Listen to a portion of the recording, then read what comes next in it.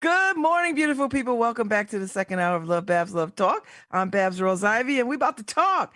I've got guests this morning from Beulah Heights First Pentecostal Church in New Haven.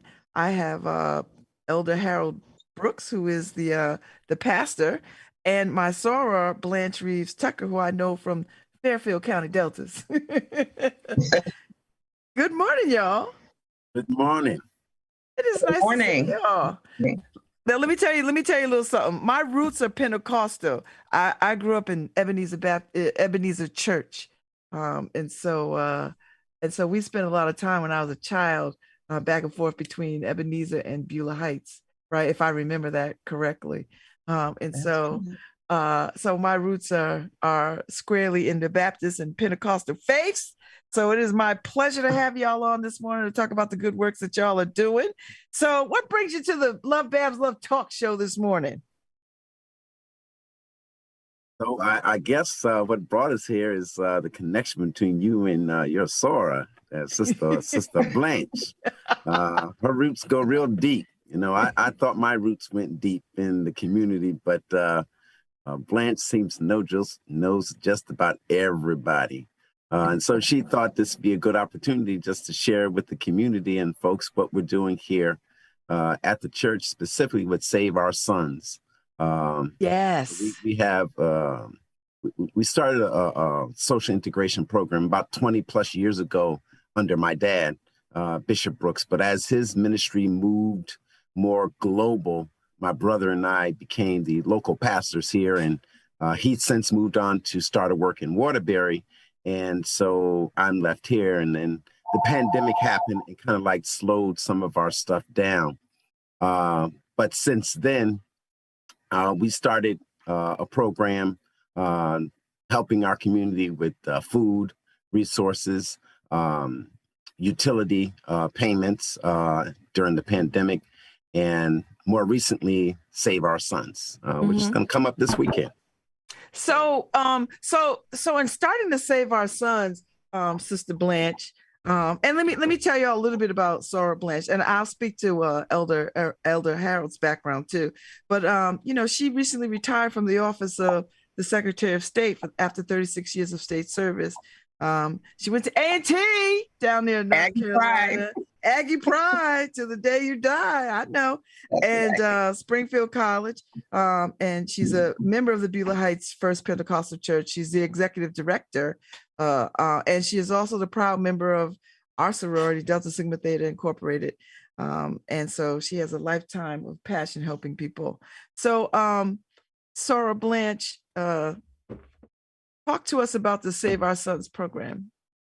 Well, Save Our Sons program is really near and dear to me because I'm actually a mother of gun violence with my son years ago. And thank God he's still alive to give the testimony, but he's been through this. Right now, our young people are getting ready to leave school and have nothing to do. Crime is rampant in our neighborhoods, anywhere from New Haven, Bridgeport, Waterbury, Hartford, but right now we're focusing on New Haven. We're trying to find an outlet for our young people. So we're starting with this Save Our Sons Festival that will have fun, food, entertainment on Friday. We'll have various different vendors available. We have the Next Haven coming in with their art program. We have a boxing academy at the end of Orchard Street. They'll be here as well to help the young people talk about their program. We'll have job opportunities. We also know that we haven't quite finished the COVID surge. So we're gonna have COVID van here, and young people older could come and get the COVID shot or the booster. It's not too late to get the shot if you're interested in getting it. So we're just trying to have an outlet for people, young people, to come and see that there are other things to do. We're going to end on Saturday by taking questions from young people about how they feel about guns, gangs, domestic violence, and mental health. And we're blessed to have Keith Coombs from Channel 8 to come and be our moderator for this event. Our pastor has a vision where we're connecting Christ Church in the community in order to bring them all together to be one holistic group. So I'm blessed to have our pastor with a new vision and having a concern and a care for the young people. So this is something, start the summer off and get the young people started with a place to go, something to do, a job. If they're suffering from mental health, we'll have vendors there that are dealing with mental health. We know as a people of color, we don't like to talk about mental health and the issues we have, but it's a fact. Mental health is all around, whether it was pre-COVID or post-COVID. So we're just trying to be the first out here to be able to show that we are a church that cares about people. We have a pastor and a first lady. We have a bishop who's over the Pentecostal Assemblies of the World, who is our presider, who speaks about health, mental health, our young people. So we're just trying to be here to show that we are here for our young people. Mm-hmm. So Pastor Brooks, you just retired from the city of New Haven after 31 years of service. I know you from being the president of Ask Me, local unions, and a member of the Civil Rights Committee for the city. So, I mean, you're a young enough man to understand what young people are up against. I mean, you grew up in the city of New Haven. What is it about doing this work now that resonates with you, and why do you feel like it's so important? So I'll have to take a step back. You're right. I grew up in the city, and particularly in our community, sometimes, when you don't see people in certain positions and certain spaces that look like you tend to lose focus. You tend to lose hope. And so one of the things that has really pushed me is, just looking at some of my peers. Some have done well for themselves, and there are others who got hooked into the cycle of not seeing people who look like them in spaces to push them to do better. And so I want to see that our young people have hope, something they can look up to, something they can aspire to. We all know about the Martin Luther Kings and more recently, President Barack Obama. But I think when we look at the day-to-day grind, we need someone right there. We need that Black male teacher. We need that Black female teacher. We need, the big mamas and those in the neighborhoods to really bring us and harness back in. And I think that is something that's lost within our culture and within our generation. And I'm hoping with this festival, Save Our Sons, especially when we had that conversation on Saturday, that we come back to the table to really talk about some of the things that are affecting our community in large ways, domestic violence and mental health and gun violence. We've always been a very spiritual people. Regardless of our faith tradition, we've always been a spiritual people. We've always been a community of people, people that were connected together. So one of the things I'm hoping that we get back to that community environment. I'm hoping we can do that with this festival, or at least starting that process of saving our sons, because I think it's so important that we bring about that community and that hope back again to our young people. Mm-hmm. Welcome, Catherine Billups. And so Miss Billups is a retiree from United Illuminating after 30 years of service. And she's also a member of Beulah Heights. And she is now the coordinator for the Beulah Heights Food Pantry. Welcome. Thank you. Good morning. Good morning. So talk to me about the food pantry. All right. I think it was already stated that this was started under the vision of our new recent pastor, Pastor Harry Brooks. We started this a year ago due to the gross food inconsistencies that we're experiencing today in our community. So what happened is we started the Helping Hands Food Pantry.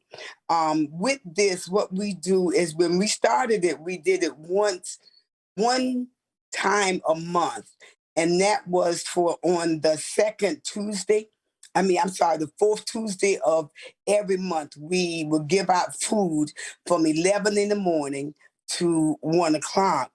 But beginning in January, we realized that the people was really having struggles with food inconsistency. So what we did, we added on the second distribution.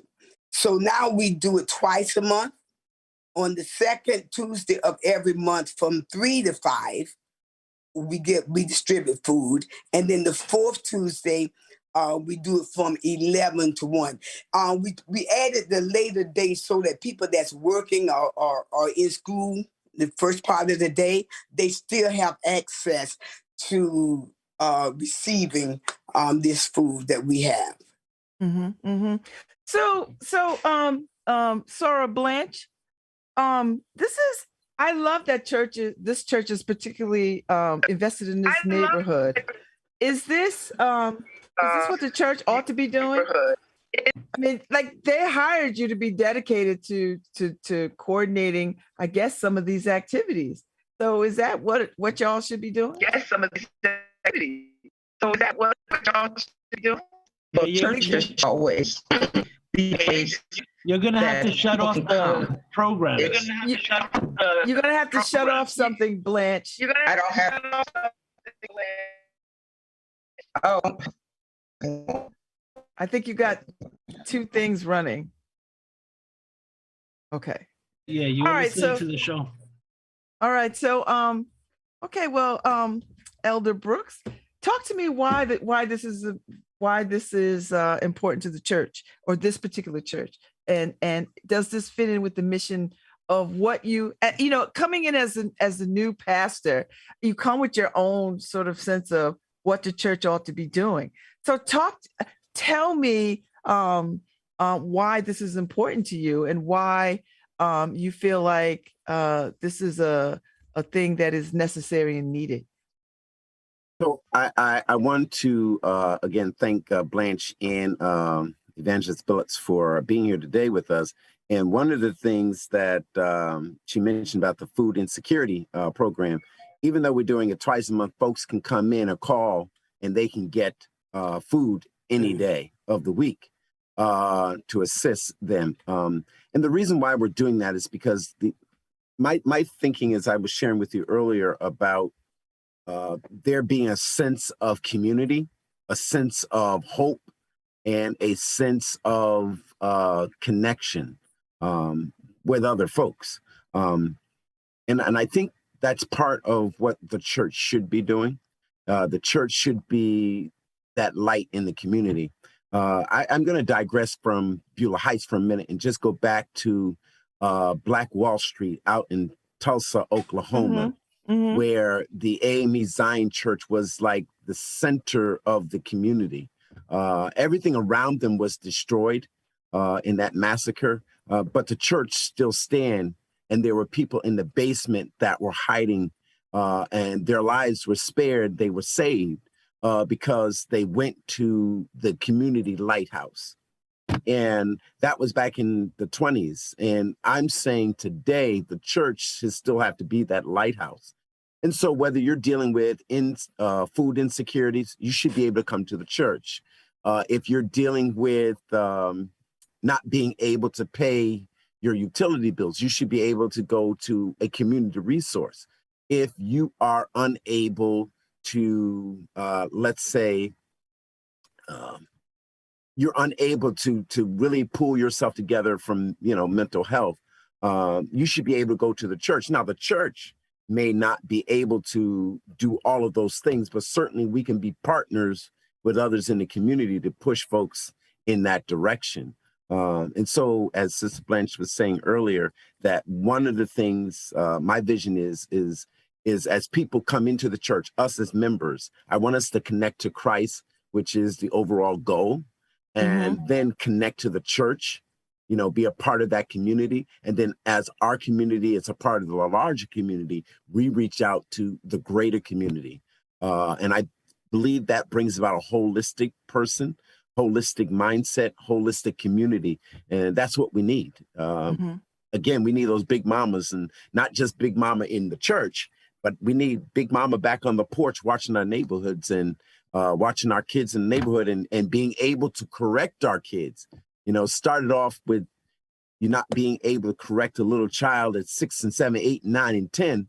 And then when they get to 15, 16, 17, and they're really smelling themselves and really pushing themselves to become adults, it's hard to rein those kids back in, and especially when they pick up weapons. So I think it's important that the church be a part of the solution. And I think that's how we can connect. We can always preach to you on Sunday, but I think sometimes we need to step aside from just preaching to you on Sunday and meet you where you are. Okay. So before we dive back into Save Our Sons, Ms. Billups, how do you give out food to people and not have them feel ashamed, or because maybe this is the first time people have come and got food this way, or maybe they've come several times. How do you do it without people feeling like, like people are judging them? I'm glad you asked me that. I think I have a compassion for it because I guess if I was to say anything, it's for my upbringing. I know what it's like. I've been there. I've been there when our cupboards was bare and we didn't have anything. And if it wasn't for, as the pastor talked about grandmother, if it wasn't for my big mama, and we call it the big mama, we would have to go get something to eat. So the fact that we are able to supply these resources, it means a lot. So what happens is when they come in, we try to make them feel so comfortable. You know what I'm saying? It's not that I feel sorry for you. What can I do for you? Is there anything? Matter of fact, we even go as far as, listen, if we don't have what you need, let me know what you need, and I'll see if I can get it for you the next time. And the other thing is, not majority, but everyone that's working with us, they are all volunteers. And they want to do this. And that's what's important. If you got a heart to serve, if you have a heart to help somebody else, you don't make them feel bad. You know what I'm saying? You make them feel comfortable. Because what we want to do is put ourselves in their place. Right? And I want to say this too, just in case you don't get back to me. We are actually distributing food today from 3 to 5. So I want everybody to know any and everybody is welcome. And that I really want to express, because sometimes people miss their blessing for pride. So I want them to know, move your pride aside and come and let God bless you. And if we have any resources that we could give to you, we want to. We serve, I want to say we serve about a few different senior citizens complexes here in the city. We also partner with the United Way. And what we do, we distribute food for students while they're on school breaks. And we partner with Webster School. We have students that volunteer from Hill House High School. We have students that come in and volunteer from Southern and from the University of New Haven. And anybody that has a heart to serve, we welcome them to come and volunteer with a smile on their face, of course. Thank you so much. All right, so Sarah, Blanche, and Elder Harold, talk to me about Save Our Sons, and if it's successful, and I know it will there be a Save Our Daughters? That's a very good question. By all means, as you know, with Delta Sigma Theta, we have Delta Gems Academy and Embody. And the thought process of having Embody was to make sure that we bring the young men up to where the young women are. So there is no way that we would save our sons without taking care of our young women, because they're in need as well. they have to walk through, they have brothers, they have fathers, they have mental health issues dealing with that, because even as young women, we always have a heart to care. So I'm sure they're concerned about their siblings, their young brothers, their fathers, and we want to make sure that we're here to help them as well. If nothing else, nowadays, if you look around, the dress, how young ladies are dressing now, we want to make sure that they understand they don't have to show their bodies to be loved. We want to make sure, that they feel whole as well. So definitely, if we save our sons, we can't save our sons without our daughters. So that will definitely be something we consider. I like what you asked. I think that's a very, very good question. And the first thing that popped in my mind was not just save our sons and save our daughters, but let's think about saving our families, because the family unit is really at stake. It's really being eroded from the foundation. Whether it's strategic, whether it's planned, I don't know. But I do know that when we take our fathers away, our daughters and our sons suffer. I know when Big Mama's not there, mommy and daddy suffer. I do know that when mom's not there, everybody is devastated and suffers. And so we got a lot of different things that are pulling us away from each other in our community: drugs, gang violence, domestic violence, mental health. And I think it's time that we as a family unit become whole. So maybe you just gave us the idea for next year's festival. So tell me, give me the rundown of the day. What now? This is happening Saturday? Friday and Saturday. Friday and Saturday. Yeah. All right. So and it's from 6 to 8. We have various different vendors coming in throughout New Haven. They'll be setting up their tables and they'll be ready for the community at 6 p.m. As well as I stated, Griffin Hospital will be here with their van giving COVID shots and booster shots. We'll be serving hot dogs, hamburgers, chips. We'll have cotton candy. No, let me not say that. We will have popcorn. It's not cotton candy, it's popcorn. And you had me a cotton candy. I knew it. I had myself. We'll have popcorn and we'll have ices out there because we know it's going to be very cold. And we'll also have a bouncy house for the young kids to play in. We just want to make sure that it's a day of fun, because a lot of times young people are worried about gun violence, gang violence. We just want this to be an area of fun and enjoyment. We'll also have music playing. So we want everybody to come out and support us. And like I said, the next day, we'll have Keith Kuntz here to talk about gun violence, domestic violence, and mental health with questions from the young people. So we will not be fielding the questions. We will be receiving questions from the young people, their concerns, anonymous, but we want to make sure that we answer their concerns and we make sure that this is the beginning of future events so that we can take care of our community here in New Haven. So, and we also will be serving breakfast on Saturday. That's right. And so folks, we want folks to come out. We want to feed you. And we want you to be a part of this discussion. People be able to write down their questions and turn it in so they don't have to feel like they're on the spot. But we want to just have a healthy dialogue, a healthy conversation about some of the ills and some of the things that are affecting our sons, particularly this time. And so we can at least move forward with this generation of young men to become the next group of fathers, husbands, senators, doctors, lawyers, judges, and who knows, perhaps president of the United States. And so we want to move in that direction.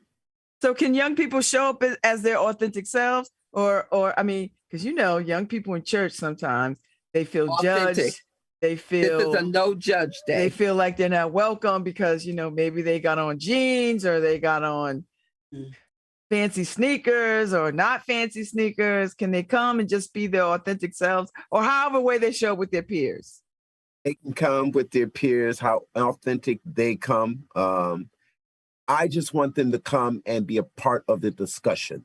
And so the idea here is not, and again, my thought process is I can preach to you any day of the week. Sunday, that's my assigned day to do the preaching.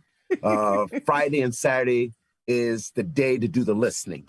And so I want you to come and do some talking to us. I want you to come and tell us how you feel and why there's mental pressure in the school and why people are being pushed to pick up these guns and why, and how you feel when you see daddy hitting mommy. We need to have these conversations. And so I want them to come with their authentic selves, whatever that is, however that is. Just come and be a part of the conversation so we can together find a solution. So it seems to me that, Beulah Heights has invested a great deal in that community, right? I mean, you've invested and you're continuing to invest brick and mortar kinds of things. But this seems like now an expanded reach out to people in the community who may or may not be in your congregation and who may or may not be in your congregation. So talk a little bit about the importance of reaching beyond just your congregation and providing support to this community. So one of the things that the mission of the church is to go ye into all the world. And while Bishop Brooks, our presider, focuses on the global, my world is New Haven and the greater New Haven community. And there may be individuals who do not look like me, who don't have my upbringing, but nonetheless, I'm compelled to go to them. I'm compelled to see that my brother is well. I think about the gospel story of the Good Samaritan, and there was a man who was a Jew who was beaten, or a Greek rather, and the Jews went by on the other side because he wasn't like them. The religious people went by on the other side because they didn't want to get their hands dirty. But there was one man who was called the Samaritan, who was a good man. And so he went and picked up the guy and took care of him, dressed his wounds, and paid for the innkeeper to take care of him. And so I think about that from this perspective. I could sit in the pulpit and talk to you about what Jesus would do and love of Jesus, or I can get there where you are, where you're bleeding, where you're hurting, and do something to help you. I'm an introvert by nature. I'm very shy, and so you may not see me out in the forefront, when things are happening and kind of like in the rustle and bustle. But this is a way that I feel that as a church and as even the pastor, we can reach out by doing things that can draw people in to have a conversation. So we can talk about your well-being. So we can talk about your mental state. So we can talk about your psyche, what's going on in the home, what's going on in the classroom, and how can we support you? How can we support your father, dad? How can we support you with supporting your son in these venues, in these areas? And so I think it's really about conversation. I think it's really about trying to meet people where they are. And again, today I have on a tie because I was told by these ladies yesterday, make sure you wear your tie, your bow tie. And so, I'm here, I got my tie on. Elder Brooks, you could have showed up in a t-shirt. It would have been just fine. But thank you. I'll think about it. Next time you come, I won't see you in a t-shirt. Because I think it's important sometimes just to sort of take the formality out of things and put everybody at ease, unless you just like to wear a tie and a Well, I'll be honest with you. I do like the persona of dressing and yes, I get I have to be honest. This is me. This is me. What can I say? All right, so tell the people again who are listening what time and where things jump off at for the weekend. Come to Beulah Heights First Pentecostal Church, 782 Orchard Street, and we will be in all of the parking lot from 6 to 8 p.m. Rain or shine, we're believing God for no rain, nothing but shine. Unlike Pastor always says that he's very shy, and he is. But one thing I have to say about Pastor Brooks, he has mustard seed faith. So if we believe God for no rain, and my pastor prays, I believe God, it's going to be a beautiful day. We want the young people to come out. Yeah, we praying. We are looking forward to having the young people come, be their authentic self. Feel free to be able to come and talk to us, talk to all the various vendors that will be here supporting this event, something that New Haven does as a regular. They support New Haven, anywhere from the Q House, the sororities, the fraternities, but we're here as a church to open our arms, let people know we love them, have different vendors here to support them. Come eat, enjoy yourself, and just be your authentic self. Yeah. And it's gonna whatever be you need, a lot of entertainment. So we're here to meet your needs by whether it's church or whether it's the vendors we have on site. We look forward to seeing you. And I do understand that it's graduation night for some of our high schools. And so we want to say congratulations to all of our graduating seniors in class of 2022. Yeah. Whoa. But after graduation, feel free to drop by and grab a free hot dog and hamburger and check out some of the job opportunities since you're graduating from high school, and then go on and celebrate and party with your families. But we're even welcoming graduates to stop by in your cap and gown. So we can take I love it. That's a great idea. That's a great idea. Well, thank you all for coming on this morning. This was a pleasure. And I'm looking forward to hearing about all the success that y'all had this weekend. So I want y'all to feel like you can come back here and keep us updated on all the things that you're doing. So come back and feel free to like have a larger conversation about more of the opportunities and things that are going on at Beulah Heights First Pentecostal Church. Thank you for having us and inviting us. Thank you so much, Babz. You are welcome. You are welcome. And come on back home to Beulah. Well, you know what? She was with our sister Ebenezer Chapel. That's what she was. Yeah, but we're gonna bring her home to Beulah. Yeah, we will steal you. Yeah, don't tell nobody at Ebenezer now. Well, listen, my roots are in UCC at the moment, but I'm just down the street at Dixwell Congregational, so I'm not too far from y'all. In the neighborhood then. Yeah, I'm in the neighborhood. Yeah, with the neighbors. All right. Thank y'all so much. God bless y'all, and I'll see y'all soon. All right, take good care. All right, all right, Harry Jones, we are out of here for the morning, and we'll be back tomorrow because my guest tomorrow will be Gary Ford, who has a book on Constance Baker Motley. So that'll be our guest tomorrow. So if y'all are interested in the great Constance Baker Motley, Gary Ford will be my guest tomorrow at 10:15. So y'all have a good day. Harry, thank you so much. Or Nora, if you're holding it down, Nora, play some music, baby. Let's go.